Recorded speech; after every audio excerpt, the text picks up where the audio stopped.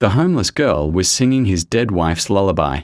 Ethan Cole stood frozen in the rain, water streaming down his $2,000 suit, staring through the rusted chain-link fence at something impossible. Beneath the bridge where his Bentley had died 20 minutes ago, firelight flickered against concrete pillars. And there, in that orange glow, a girl no older than 18 cradled 3 small boys against her chest, her voice soft and haunting as she sang the exact melody Emily used to hum when she was pregnant. The melody only Emily knew. His heart stopped. The world tilted. Because those 3 boys, mud-streaked faces, tangled brown curls, identical dimples catching the firelight, looked exactly like the computer-age projections the FBI had shown him last month. The projections of what his stolen sons might look like at 7 years old. But that was insane. His triplets were gone. Had been gone for 7 years. The FBI had closed the case. Emily had died believing they were dead. And yet, the smallest boy laughed, and Ethan's knees buckled. That laugh. He knew that laugh from the single night he'd held them. 3 hours. That's all he'd had with his sons before the nurse vanished and the cribs went empty and his entire world collapsed into a nightmare that never ended. Now, if you're watching this and your heart is already racing, hit that subscribe button right now, because what happens next will shatter everything you think you know about fate, betrayal, and the miracles hiding in plain sight. Subscribing helps the algorithm guide more stories like this to people who need to hear them. And trust me, you'll want to be here for what comes next. Ethan moved closer, his Italian leather shoes squelching through mud. The girl didn't notice him. She was too focused on the boys, using her own body as a shield against the wind howling through the bridge's underbelly. Her clothes were layers of donated rags, an oversized coat with a missing sleeve, jeans held together with safety pins, sneakers wrapped in duct tape. But her face, there was something ancient in her eyes, something that didn't match her teenage features. She wasn't just homeless. She was a survivor. "Mama Lily," one of the boys whispered, tugging her sleeve. "Is the monster coming tonight?" "No, baby," she murmured, pulling him closer. "Mama's here. Monsters don't come when I'm watching." Mama. The word hit Ethan like a bullet. This stranger, this girl living in the dirt, had stolen the title that should have been Emily's. Had stolen 7 years of bedtime stories and first words and scraped knees. Had stolen everything. But then the girl started coughing, deep and rattling, and she tried to hide it from the boys. Tried to smile through the pain. And Ethan saw the truth in that moment. She wasn't a thief. She was a guardian angel with no wings left. He stepped into the firelight. "Excuse me." The girl's head snapped up, and her eyes went wide with fear.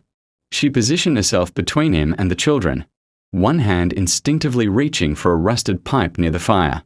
"We are not causing trouble," she said quickly. "We'll move if this is your spot. I'm not here to hurt you." Ethan raised his hand slowly, noting how her entire body was trembling. From cold or terror, he couldn't tell. My car broke down. I saw the fire. I just wanted to make sure everyone was okay." Lie. But he couldn't tell her the truth. Not yet. Not until he knew for certain. The girl studied him, her gaze lingering on his expensive watch, his tailored suit. Rich people didn't usually wander under bridges at midnight. "We are fine," she said carefully. "You should go back to your car. Help's probably coming." But Ethan couldn't move. He was staring at the boys, memorizing every detail. The way the middle one had a small scar above his left eyebrow. The way the tallest one kept his hand protectively on his brother's shoulder. The way the smallest one had a birthmark on his right wrist shaped like a crescent moon, exactly like the one Ethan had photographed in the hospital 7 years ago, before everything went dark. What are their names? The question escaped before he could stop it. Lily's eyes narrowed. "Why?" "They look cold. I have blankets in my car." Another lie. But desperation made liars of everyone. "We don't need charity." Her voice was steel wrapped in exhaustion. "And we definitely don't need strangers asking questions about my sons." My sons. The words should have made Ethan angry. Instead, they broke something inside him. Because in that moment, he understood. This girl had fought for them, had kept them alive when the world had given up, had become their mother when their real mother died of a broken heart. And now he had to take them away from her. "I'm sorry," Ethan whispered, pulling out his phone. "I'm so sorry." Lily saw the movement and her face went white. "No, please don't call the police. They'll take the boys. They'll split them up.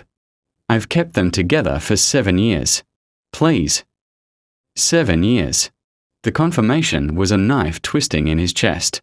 Ethan looked at her, really looked at her, and saw the desperation of someone who had already lost everything once and couldn't survive losing it again. And he realized the truth would destroy her just as thoroughly as it would save him. But he'd already sent the photos to his investigator, already set the machinery in motion. And deep in his gut, beneath the joy and the rage and the impossible hope, one question burned brighter than all the others. How did a homeless girl end up with his murdered children? If you're not subscribed yet, do it now. Because the answer to that question, when it comes, will change everything you think you know about love, loyalty, and the price of redemption. Comment below where you're watching from, and share this story with someone who needs to believe in miracles again. The truth was coming, and it would leave no one unchanged. The DNA results came back in 18 hours. Ethan sat in his penthouse office, Manhattan glittering below him like scattered diamonds, and stared at the document that rewrote his entire existence. 3 names. 3 matches. 99.9% probability for each. Noah Cole. Liam Cole. Mason Cole. His sons were alive. The investigator, Marcus Webb, a former FBI agent with 30 years of finding impossible things, stood by the window with his arms crossed. "I've seen a lot in my career, Mr. Cole. But this defies every statistical probability. Those boys should be dead." The case file said the nurse who took them was killed in a car accident 3 days after the kidnapping. Her body was burned beyond recognition, but they found the hospital badge in the wreckage. What about the boys? Ethan's voice was hollow. He hadn't slept, hadn't eaten. The world had color again, but it hurt to look at. No trace. Everyone assumed they died with her. But now... Marcus pulled out a tablet, swiping through photos he'd taken from a distance. Lily reading to the boys. Lily holding their hands as they crossed a busy street. Lily standing in line at a food bank, the triplets pressed against her legs like she was the only solid thing in the universe. Now we have this girl. Lily Chen. 18 years old. No parents. Grew up in foster care after her older sister disappeared 7 years ago. Ethan's head snapped up. Disappeared? When? Same week your sons were taken. Marcus met his gaze. Her sister's name was Sarah Chen. She was a nursing assistant at Metropolitan General. Worked the night shift in the maternity ward. The air left the room. Sarah Chen. The nurse who'd been on duty the night the triplets vanished. The one they'd found dead in that burnt-out van on the highway. The case closed with a half-hearted investigation that blamed her for the kidnapping and called it a tragedy when she lost control of the vehicle. But if her younger sister was now raising his sons, it's not a coincidence, Ethan whispered. She knows something. Maybe. Marcus's expression was carefully neutral.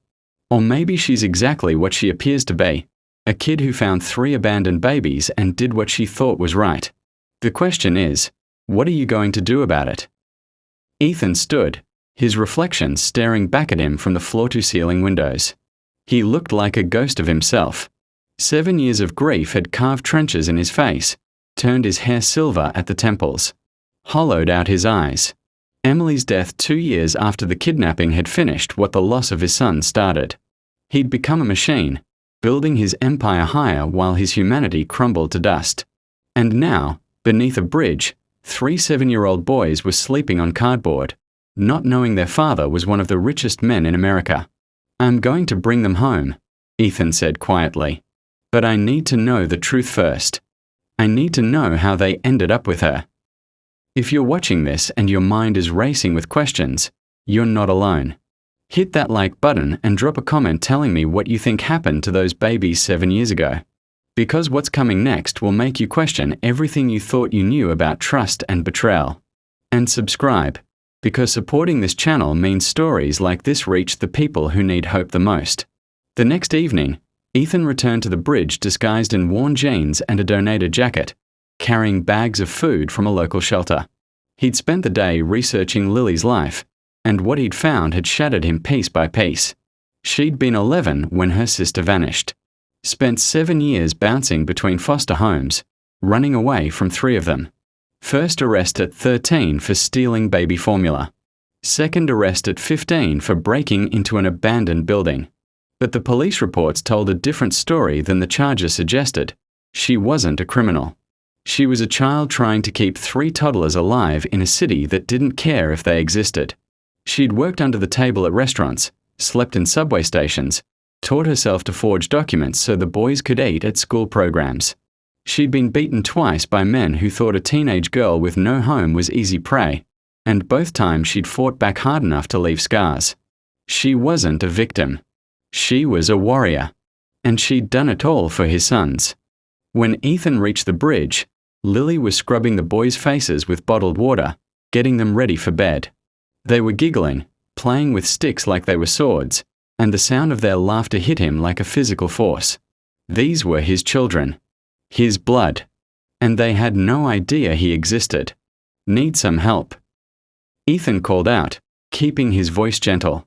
Lily's head whipped around, and recognition flickered in her eyes. You came back. I brought food. He held up the bags. Thought you and the boys might be hungry. She hesitated, distrust written across her face. But one of the boys, Mason, Ethan thought, based on the crescent birthmark, tugged her hand. Mama, Lily, I'm hungry. Her expression softened, and she nodded reluctantly. Okay, but just food. Then you leave.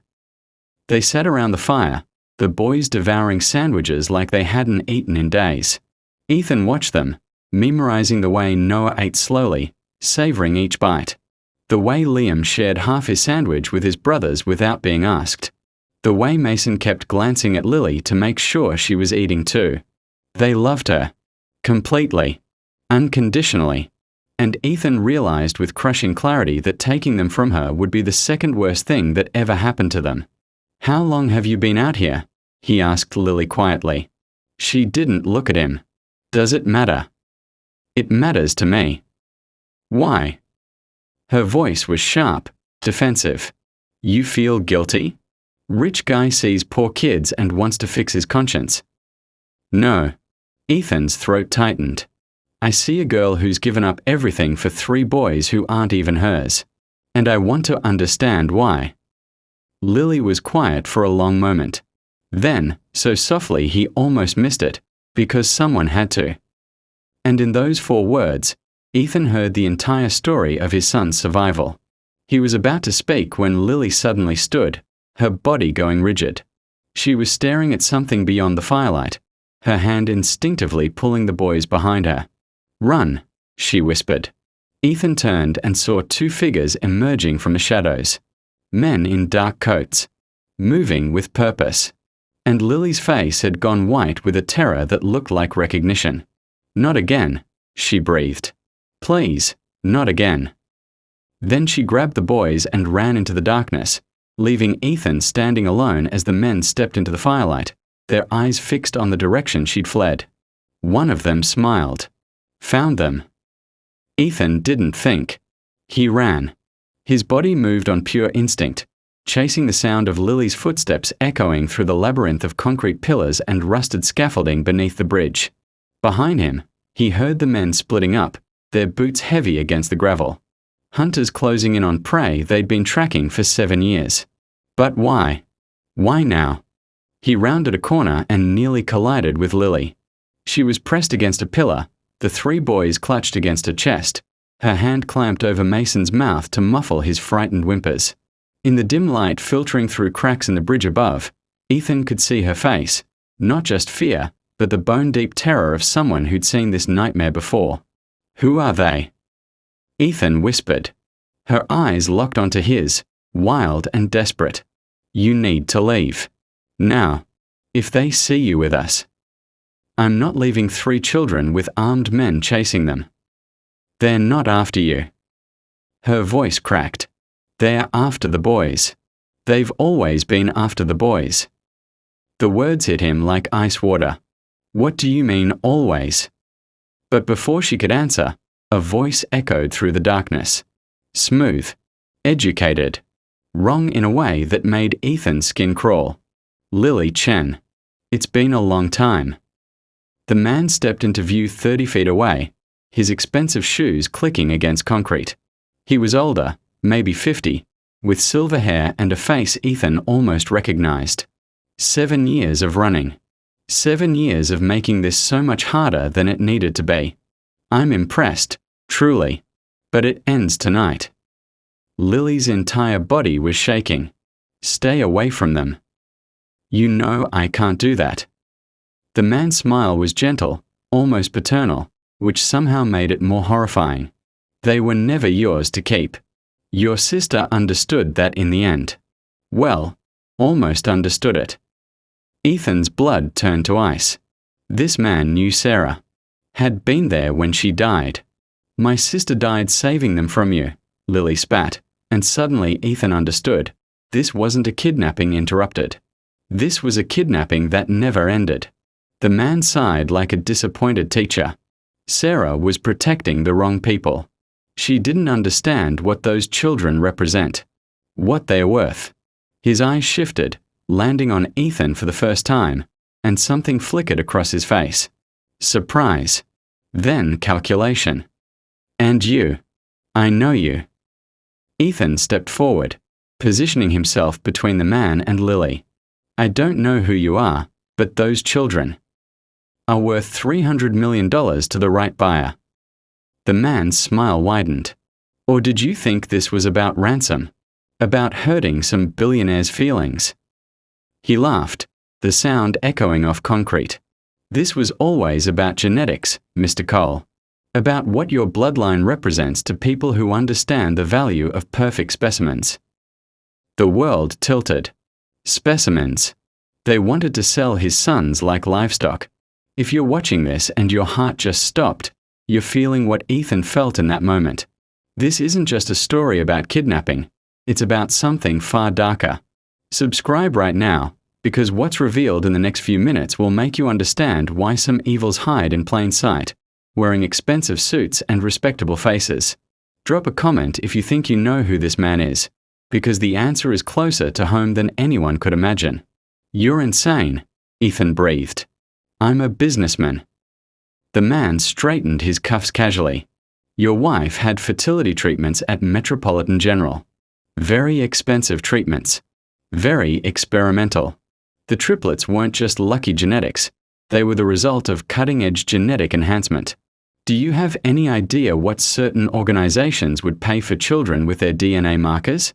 Children who could be studied, replicated, harvested. Ethan's vision blurred with rage. You wanted to harvest my children. Want. Present tense. The man gestured, and his partner emerged from the shadows, carrying a syringe. The buyers are still waiting.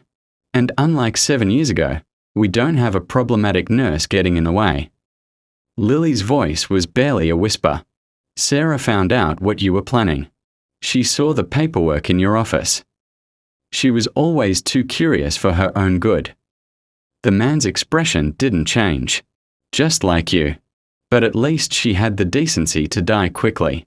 You, on the other hand, have cost us years of revenue. Do you know how much compound interest accumulates on a $300 million contract? Behind Lily, Noah started crying. The sound of his son's fear snapped something inside Ethan. You're not touching them, Ethan said quietly.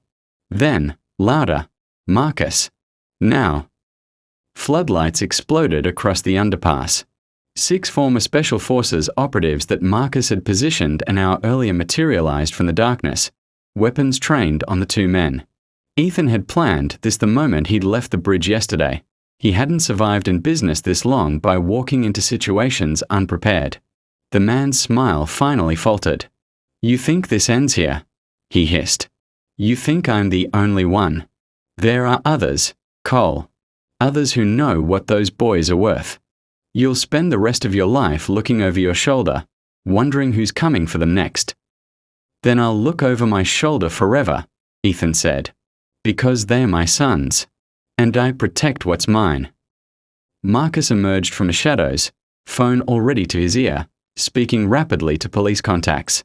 The two men were being forced to their knees, hands behind their heads. It should have felt like victory. But Ethan turned to Lily and saw her face, saw the truth written there in devastation and understanding. She'd figured it out. Who he was.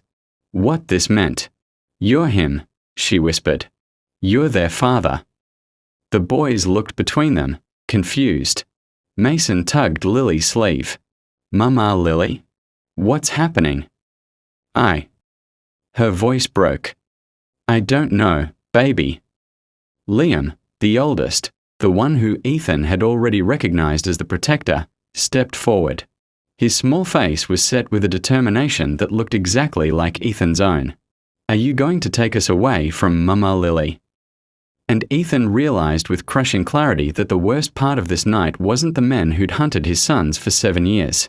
It was that he was about to become the villain in his children's story.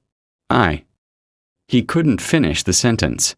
Lily knelt down, gathering the boys close, and looked up at Ethan with eyes that held no anger, only a deep, aching acceptance.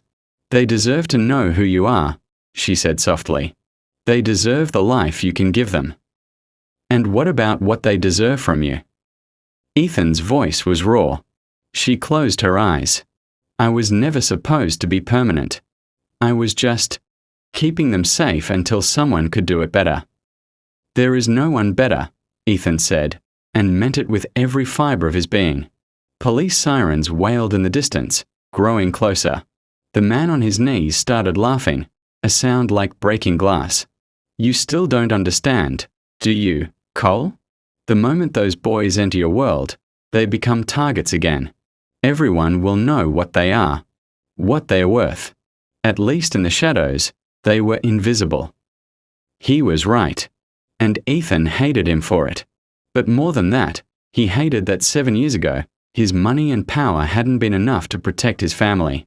And now, bringing his sons home might be the very thing that destroyed them. The question wasn't whether to take them. It was whether he could keep them alive once he did. The safe house was a fortress disguised as a family home in upstate New York. Bulletproof windows, reinforced walls, security systems that could detect a mouse crossing the property line. Marcus had arranged everything in 6 hours. Beds for the boys, clothes in their sizes, even toys still in boxes stacked in the corner. But none of it mattered because the boys wouldn't stop crying. "I want Mama Lily," Mason sobbed for the 100th time, his small face red and swollen. "Where is she? Where did she go?" Ethan sat on the edge of the bed, his hands useless at his sides. He'd faced corporate raiders, hostile takeovers, and boardroom sharks who'd eat their young for profit. But 3 7-year-old boys crying for the only mother they'd ever known? He was completely helpless. "She's safe," Ethan said, keeping his voice steady even though his heart was splintering. "I promise she's safe." "But why can't she be here?" Liam demanded, his jaw set in that stubborn way that reminded Ethan painfully of Emily. "You're keeping her away from us. You're the bad man." The bad man. His own son had just called him the bad man. Noah, the quietest of the three, hadn't spoken since they'd left the bridge. He just stared at Ethan with eyes that held too much understanding for a 7-year-old, eyes that had seen the world's cruelty and decided early that trust was a luxury he couldn't afford. Ethan had sent Lily away. Not to punish her, but to protect her. The police had taken statements, Marcus had arranged for her to stay at a secure hotel, and Ethan had promised they'd talk in the morning. But the look on her face when she'd climbed into that car, the hollow acceptance of someone who'd just lost everything again, haunted him. "She'll visit tomorrow," Ethan said. "I promise." "You promise." Mason's voice was small, broken. "Mama Lily always keeps her promises. Do you?" Ethan met his son's eyes. His son, this child he'd mourned for 7 years, and felt the full weight of everything he'd failed to be. I'm going to try. It wasn't enough, but it was all he had. He left them with Marcus standing guard outside the door and walked downstairs to the study where his lawyer, Catherine Rodriguez, was waiting with documents spread across the desk. Her expression told him everything he needed to know. It's complicated, she said without preamble. Everything about this is complicated. Legally, those boys have been declared dead for 7 years. Lily has no legal guardianship. She's not even in the system as their caretaker. But Catherine paused, choosing her words carefully.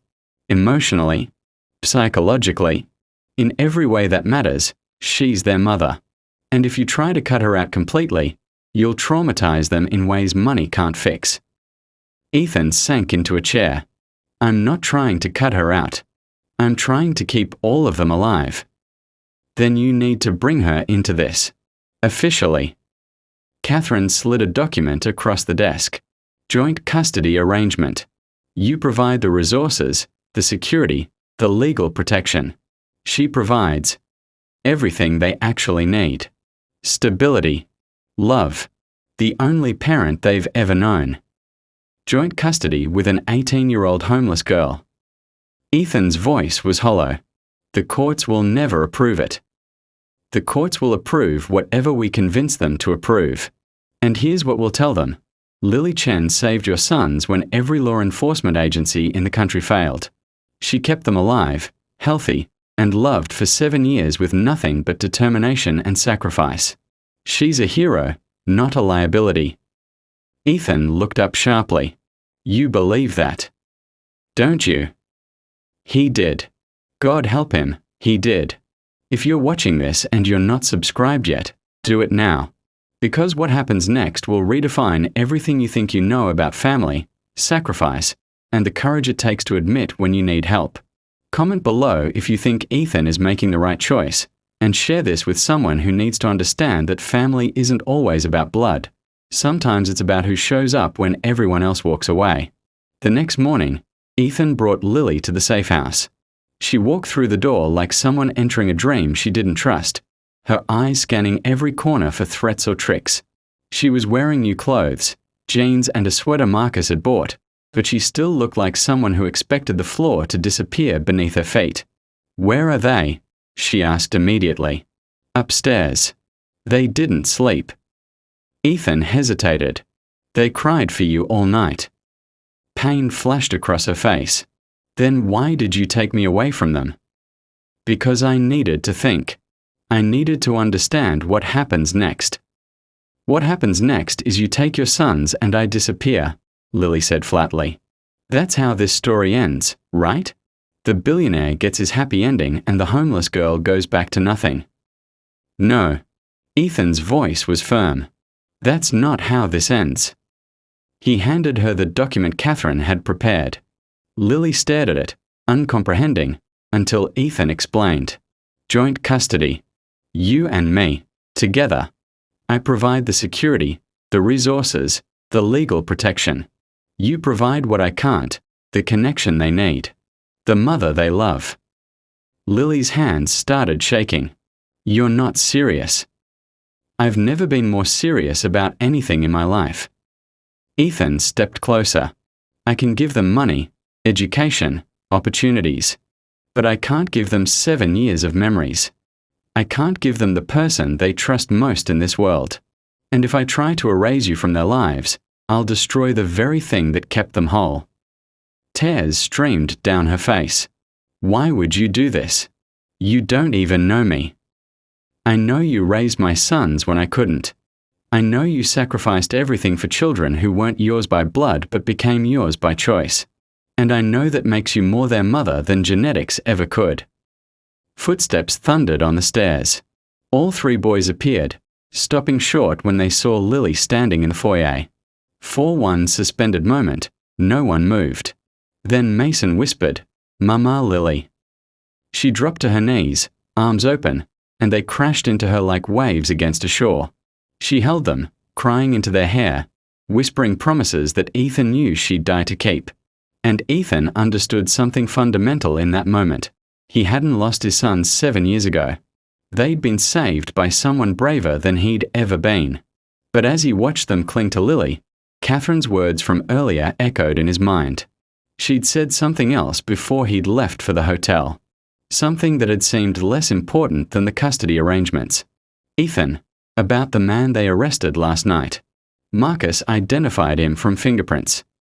And his name is Richard Kane. He's a corporate consultant. And according to his client list.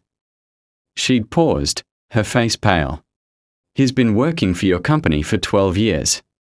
Ethan had frozen. That's impossible. It gets worse. He was Emily's fertility doctor's business partner. He had access to all her medical records, all the genetic data. Now, watching Lily hold his sons, Ethan felt ice spreading through his veins. Richard Kane wasn't just some criminal. He was connected to Ethan's world, to his business, to Emily's treatments, which meant the person who'd ordered the kidnapping 7 years ago wasn't some distant villain. They were someone close, someone Ethan trusted, someone who might still be watching.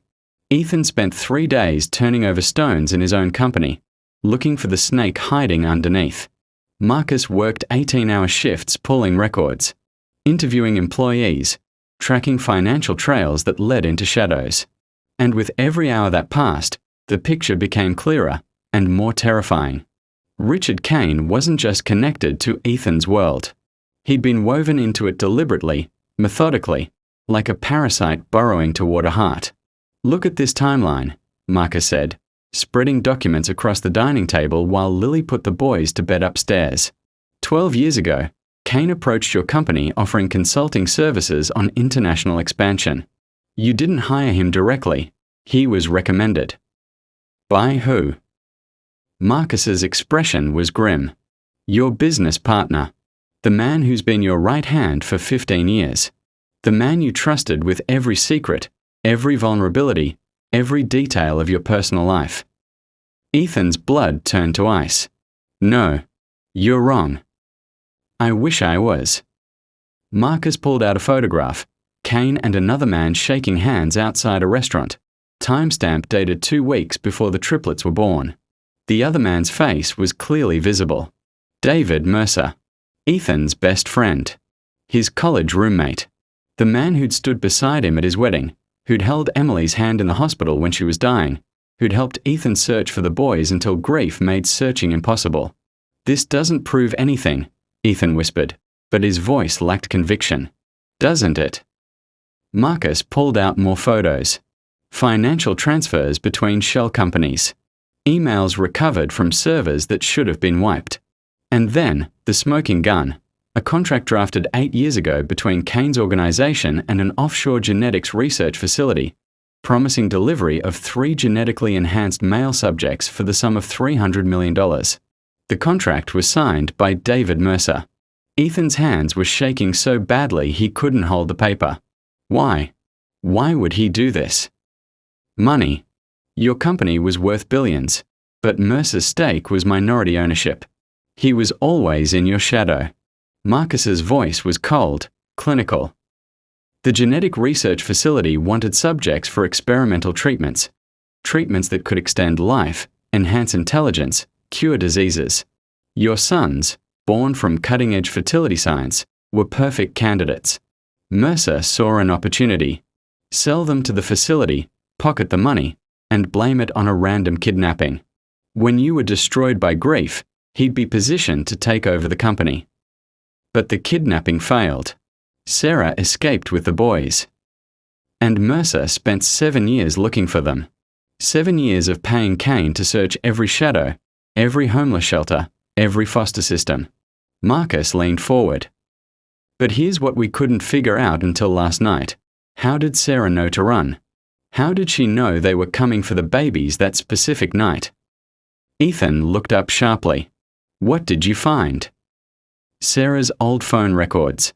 She made one call that night before she took the boys, to her younger sister Lily. Marcus paused, but the call was only 30 seconds long.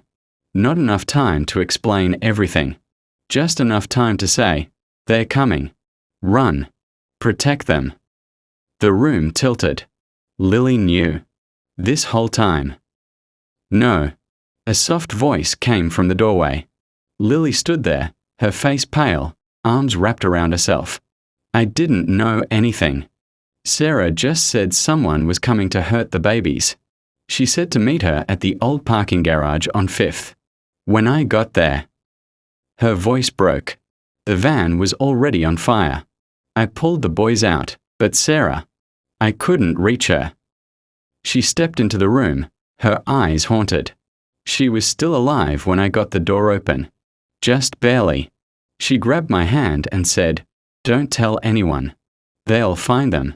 Keep them hidden. Keep them safe." Then she died. Tears streamed down Lily's face.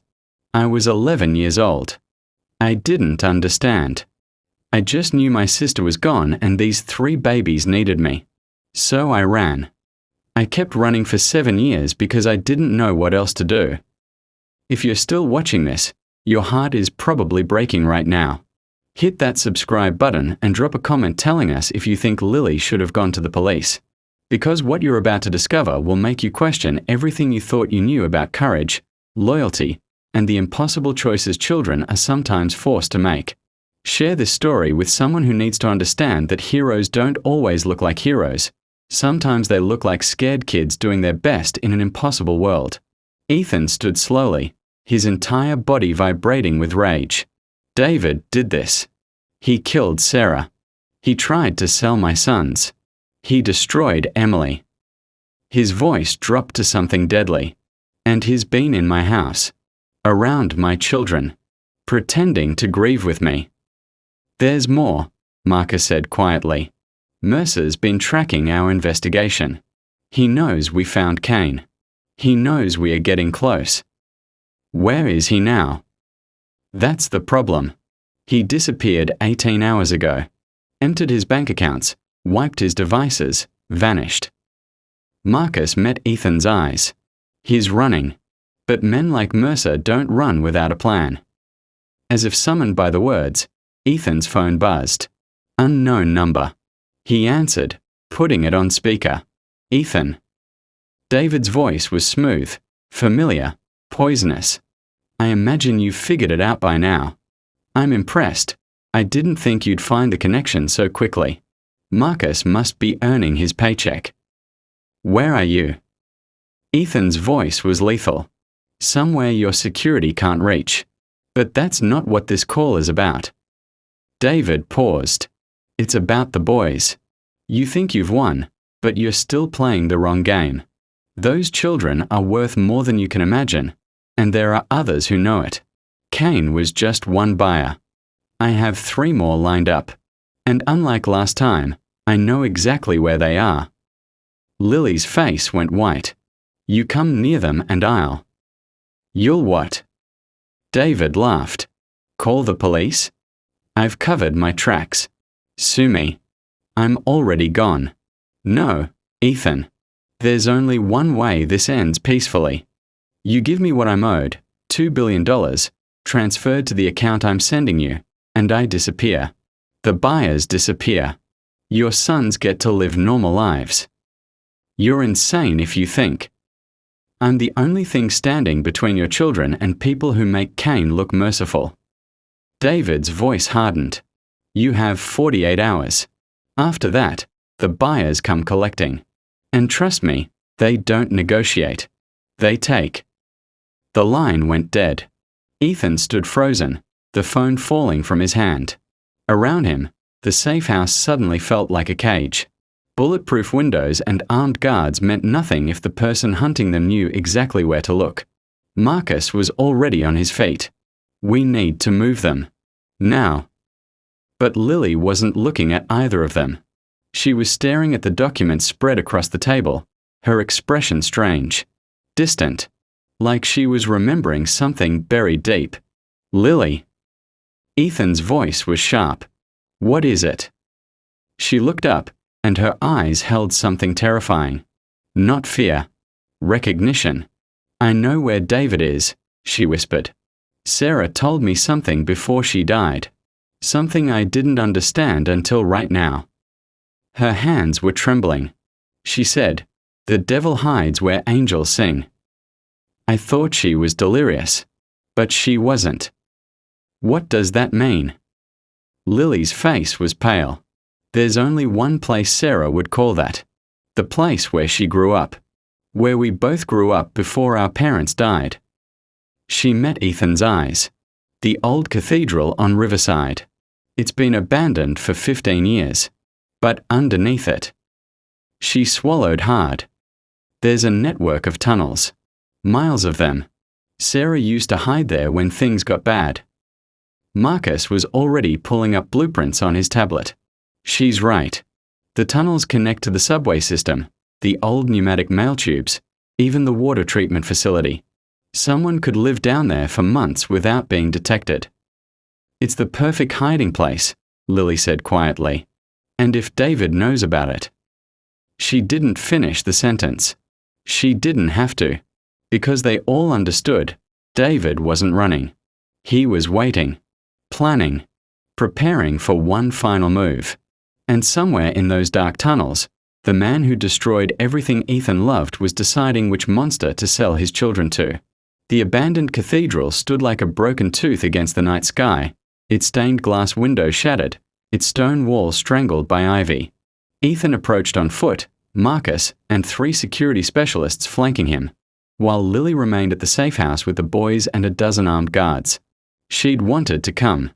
Had begged, actually, her eyes fierce with the need to face the man who'd killed her sister. But Ethan had refused. The boys needed her more than he needed backup. And if this went wrong, if David had more than words waiting in those tunnels, someone had to survive to protect his sons. Radio check, Marcus whispered into his comm unit. The team confirmed, their voices crackling through the earpiece. We go in quiet. Kane confessed that David has at least 2 hired men with him, possibly more. Assume everyone down there is armed and willing to kill. Ethan's hand rested on the weapon Marcus had forced him to carry. He'd never shot anyone in his life. Never wanted to. But for his children? He'd burn the world down. They entered through the cathedral's collapsed north wall, stepping over rubble and broken pews. The air smelled of rot and pigeon droppings. But beneath it, something else. Cigarette smoke. Fresh. Someone had been here recently. Marcus pointed to a doorway behind the altar, half hidden by fallen masonry. The stairs beyond descended into absolute darkness. Ethan clicked on his flashlight and started down, each step creaking under his weight. The walls closed in, rough stone that hadn't seen maintenance in decades. Water dripped somewhere in the distance, echoing like a heartbeat. At the bottom, the stairs opened into a tunnel system that stretched in 3 directions. Ancient brick archways, rusted pipes running along the ceiling, and graffiti from urban explorers who'd found this place and left their marks before moving on. Which way? One of the security specialists whispered. Ethan closed his eyes, remembering what Lily had said. Sarah used to hide when things got bad. A child hiding wouldn't go deep. She'd stay close to an exit but far enough to feel safe. Somewhere she could hear if someone was coming. Left, Ethan said. Toward the river. They moved through the tunnels like ghosts, weapons drawn, senses hyperalert. Every shadow could be an ambush. Every sound could be a warning. Ethan's heart hammered against his ribs, adrenaline sharpening everything into crystal clarity. Then, voices, echoing from somewhere ahead. Marcus raised his fist, the signal to stop. They crept forward until they reached a junction where the tunnel opened into a wider chamber. Possibly an old junction room for the pneumatic mail system. And there, illuminated by camping lanterns, was David Mercer. He looked different than Ethan remembered. Thinner. Harder. The friendly smile that had fooled Ethan for 15 years was gone. Replaced by something cold and calculating. He was speaking on a satellite phone, his back to the tunnel entrance. Yes, the merchandise is still viable. 7 years old. Perfect health, complete genetic profiles. No, there's been a complication, but I'm handling it. He paused, listening. The price is non-negotiable. 300 million for all three, or I go to the next buyer. You have 12 hours to wire the deposit. He ended the call and turned, and found himself staring down the barrel of Marcus's weapon. "Hello, David," Ethan said, stepping into the light. For 1 second, genuine surprise crossed David's face. Then it smoothed into something like admiration. "You actually came. I'm impressed. I thought you'd just pay the ransom and avoid the confrontation. That's always been your style, buy your way out of problems rather than face them. Where are your men?" Marcus demanded. David smiled. "Do you really think I'd be stupid enough to actually be here alone?" He gestured casually, and suddenly the shadows moved. 6 figures emerged from side tunnels, all armed, all professional. Not thugs, military contractors. Men who killed for money and never lost sleep over it. Marcus's team raised their weapons, but they were outnumbered and surrounded. Mexican standoff. One wrong move and everyone died. "Put the guns down, Marcus," David said pleasantly. "You're good, but you're not that good. Besides, I don't want to kill Ethan. He's worth more alive, at least for the next 12 hours. "You're not selling my sons," Ethan said quietly. "Deadly. I already did. The wire transfer hits my account at dawn. After that, the buyers will collect their merchandise directly from your safe house." David's smile widened. "You think I didn't know where you moved them? Please. I've had surveillance on you since the moment you found them under that bridge. I watched you bring that homeless girl into your home. Watched you play happy family. It was almost touching. If you're still watching this, you need to subscribe right now. Because what happens in the next 60 seconds will change everything. Drop a comment if you think Ethan can get out of this alive, and share this story with someone who understands that sometimes the only way to fight monsters is to become something darker than they are. Ethan felt his world narrowing to a single point. "You were my brother." "I was your employee," David spat, the mask finally cracking. "Your junior partner. The man who built half your empire while you took all the credit. Do you know what it's like, standing in someone's shadow for 15 years? Watching them have everything, money, success, a beautiful wife, children, while you get scraps. So you destroyed it all? Killed Sarah?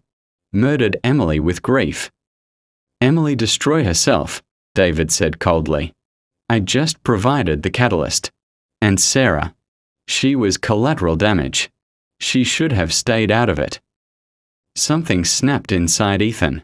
He lunged forward, but Marcus grabbed his arm, holding him back.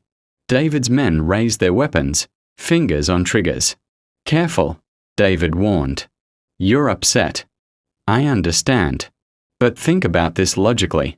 You pay me the $2 billion, pocket change for a man of your wealth, and I call off the buyers. Your sons stay safe. You get to keep playing father with that sad little homeless girl. Everyone wins." "Except you still know," Marcus said quietly. "You still have the information. The buyers. The leverage. This doesn't end with a payment. It ends with you holding this over Ethan's head forever." David's smile confirmed it.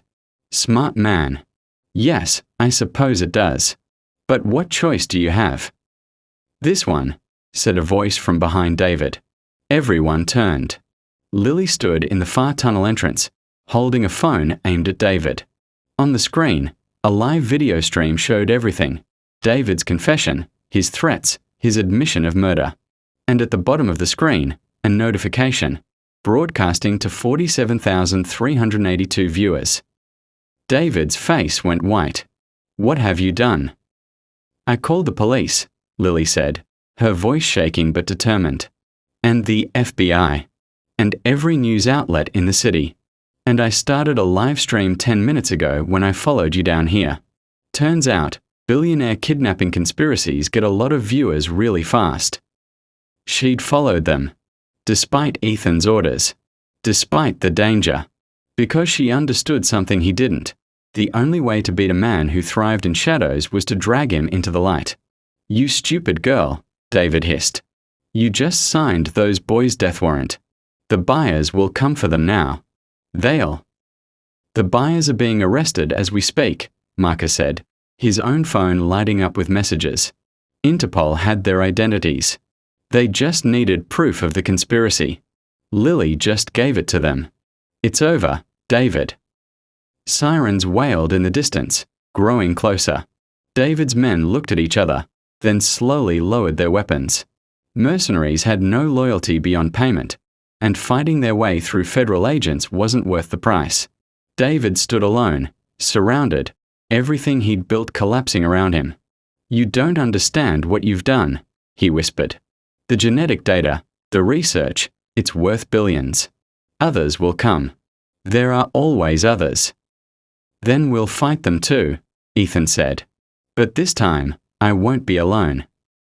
He looked at Lily, still holding her phone steady despite her trembling hands, and understood. She hadn't just saved his son 7 years ago. She was still saving them. Police flooded the tunnels, flashlights and tactical gear filling the darkness. David was handcuffed, read his rights, led away still muttering about buyers and contracts and money. His men were taken separately, already negotiating plea deals.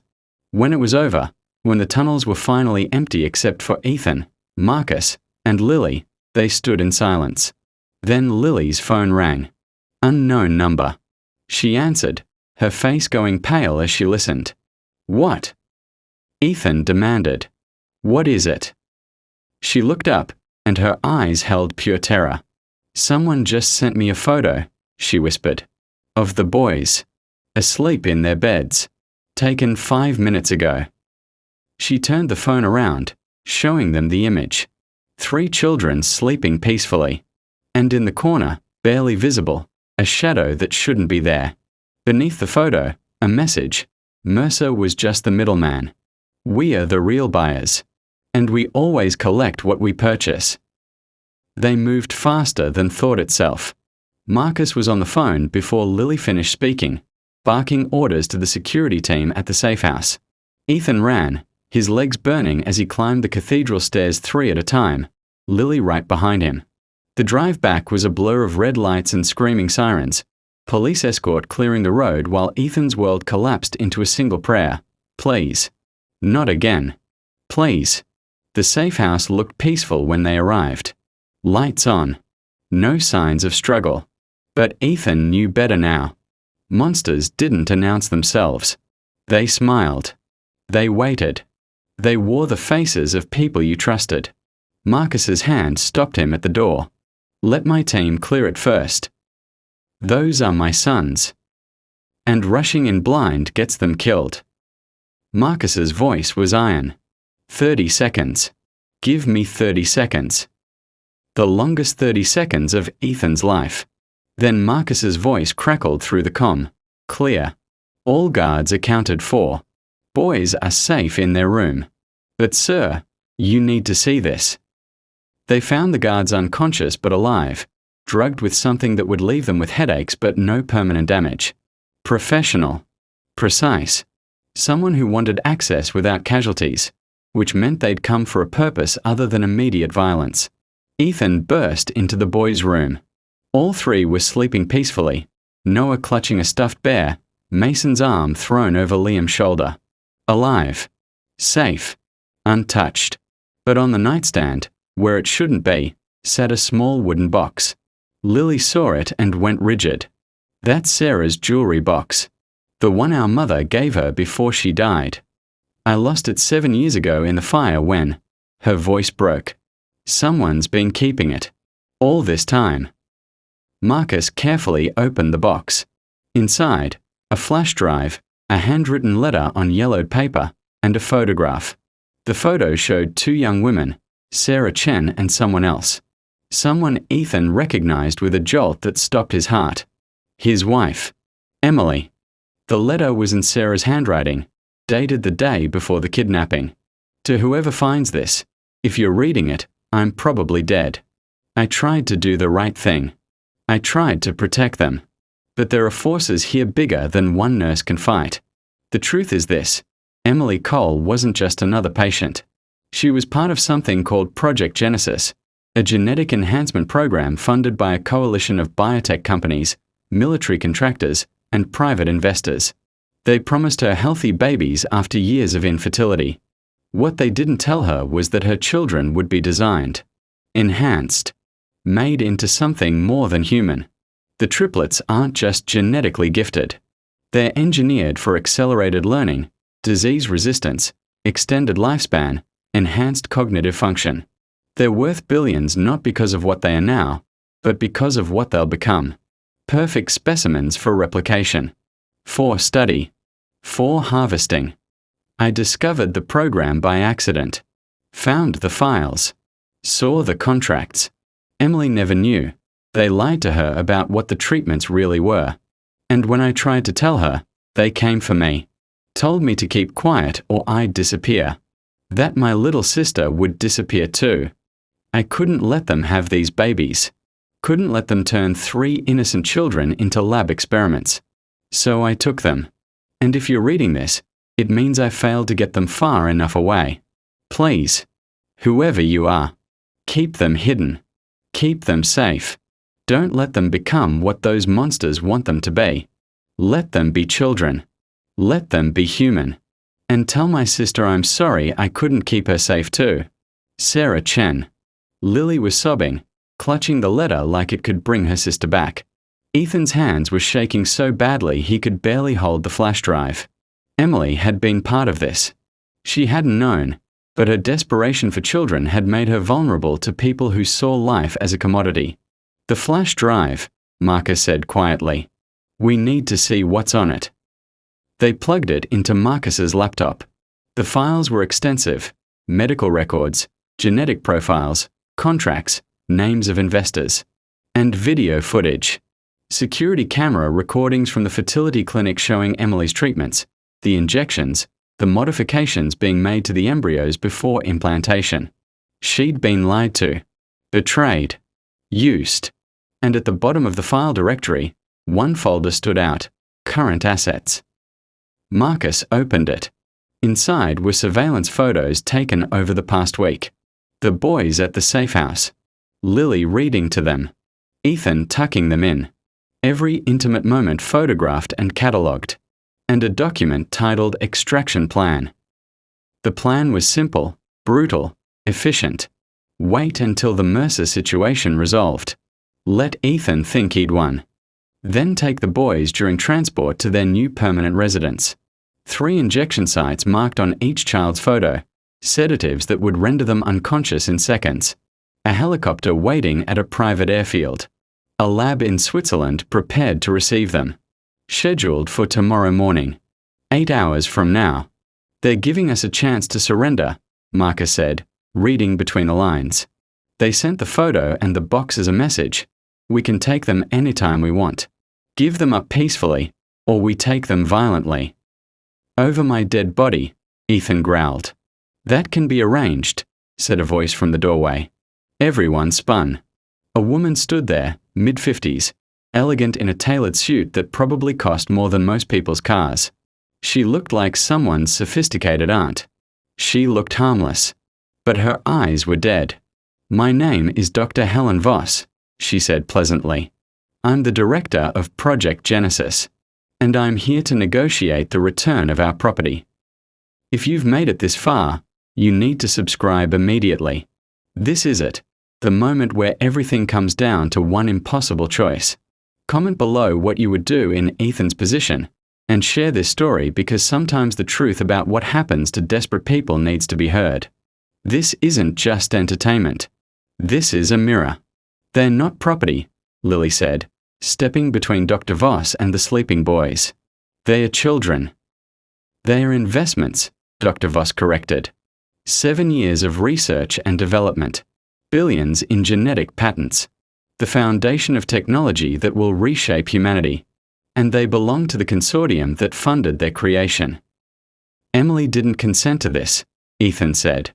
Emily signed 47 pages of documentation. She just didn't read the fine print. Dr. Voss smiled. Legal will handle any challenges. But let's be practical. You can't win this fight, Mr. Cole. We have resources you can't imagine. Politicians, judges, military assets. We've been doing this for 20 years across 14 countries. One billionaire with a security team isn't going to stop us. Then why are you here? Marcus asked. Why negotiate? Because taking them by force creates complications. Media attention, legal battles, public sympathy for the grieving father. Dr. Voss's expression didn't change. We prefer clean transactions. So here's my offer, $10 billion, deposited into any account you choose. In exchange, you sign custody over to a private medical research foundation. The boys will be cared for, educated, given every advantage. They'll just be studied, occasionally, for the advancement of science. Studied, Ethan repeated, his voice hollow. You mean experimented on? I mean given purpose. They're not normal children, Mr. Cole. They'll never be normal. In 5 years, their cognitive abilities will surpass adult genius level. In 10, they'll start developing abilities we've only theorized about. They need guidance, structure, scientific observation. What you're offering them is a fantasy, a normal childhood that will never exist. She gestured to the sleeping boys. Look at them. Really look. Have you noticed how Mason solves problems 3 steps ahead of everyone else? How Liam can read emotional states with uncanny accuracy? How Noah retains information after hearing it once? They're already manifesting, and it will only accelerate. Ethan had noticed. God help him. He'd noticed and ignored it because he wanted them to be normal. Wanted them to be his. The answer is no, he said. Dr. Voss sighed. I was afraid you'd say that. You should know. We have legal custody documents prepared. Fabricated, yes, but indistinguishable from legitimate court orders. We have 3 judges on retainer who will sign them. By noon tomorrow, we'll have legal authority to take them. Your only choice is whether it happens peacefully or if you want to traumatize them with a forced extraction. You're forgetting something, Lily said suddenly. Everyone turned to her. She was still holding her phone. Still recording. This entire conversation is being live-streamed. 40,000 people just watched you admit to genetic experimentation on children without consent. Admit to falsifying legal documents. Admit to planning kidnapping. Dr. Voss's face finally showed emotion, fury. You stupid child. Do you understand what you've done? The people funding this project don't forgive interference. They'll come for you. For all of you. Let them come, Ethan said, because now the whole world knows. And the thing about public attention, Dr. Voss, it's very hard to make people disappear when millions are watching. Marcus was already on the phone with federal contacts. Police sirens wailed in the distance, real ones this time, coming to arrest someone who'd made the mistake of confessing on camera. Dr. Voss backed toward the door, her composure cracking. This isn't over. The consortium doesn't stop. You've just made this harder for everyone, especially those boys. They're not boys, Lily said quietly. They're Noah, Liam, and Mason. They are people, and they deserve to choose their own future. Dr. Voss fled before the police arrived, but it didn't matter. Her face was on video. Her confession recorded. The flash drive was evidence. Project Genesis was burning to the ground, exposed to the light it couldn't survive. In the chaos that followed, federal agents, news crews, lawyers descending like locusts, Ethan sat on the edge of the boy's bed and watched them sleep. Lily sat beside him, her hand finding his. What happens now? She whispered. Now. Ethan looked at the children, his children, and understood something profound. They weren't his because of genetics or legal documents or money. They were his because he chose them. Because Lily had chosen them first, 7 years ago, when she could have walked away. Now we fight, he said. Every day. Every threat. Every corporation that thinks children are commodities. We fight until they're old enough to fight for themselves. Together. Lily asked. Together. 3 months later, Ethan Cole stood before cameras again, but this time as a different man. Beside him, Lily Chen, officially adopted into the Cole family and granted full legal custody alongside Ethan. Behind them, 3 boys learning to smile without looking over their shoulders. He'd liquidated half his company to fund a new foundation, the Sarah Chen Initiative for Children's Rights. Its mission: protecting children from genetic exploitation, exposing illegal experimentation programs, and giving voice to victims who couldn't speak for themselves. David Mercer was serving life without parole. Dr. Voss and 17 members of the Genesis Consortium were awaiting trial. The political and corporate connections they'd relied on evaporated the moment the public started paying attention. But Ethan knew the war wasn't over. It would never be over. There would always be people who saw his sons as valuable resources instead of human beings. The difference was, now they weren't fighting alone. As the press conference ended and the cameras turned off, Noah tugged Ethan's sleeve. "Dad." The words still made Ethan's heart stop. "Are we safe now?" Ethan knelt down, meeting his son's eyes that held genius and innocence and hope. Safe. Maybe not completely. But loved. Absolutely. Protected. Always. And together. Forever. Mason grabbed his hand. "Even though we are weird." "Especially because you're weird," Lily said, pulling all 3 boys into a hug. "Weird is just another word for special. And you 3. You're the most special thing in this world." They left the cameras behind, walking into sunlight that felt earned. Ethan looked back once at the life he'd had before, the wealth, the power, the loneliness disguised as success. He didn't miss it. Because he'd finally found what money couldn't buy, a family forged in fire, bound not by blood alone but by choice, sacrifice, and love that refused to surrender. Some treasures aren't buried in the ground. They're buried in moments like these: 3 boys laughing in the sun, a young woman who gave everything for children who weren't hers, and a man who learned that losing everything was the only way to find what mattered most. If this story touched your heart, hit that subscribe button one last time.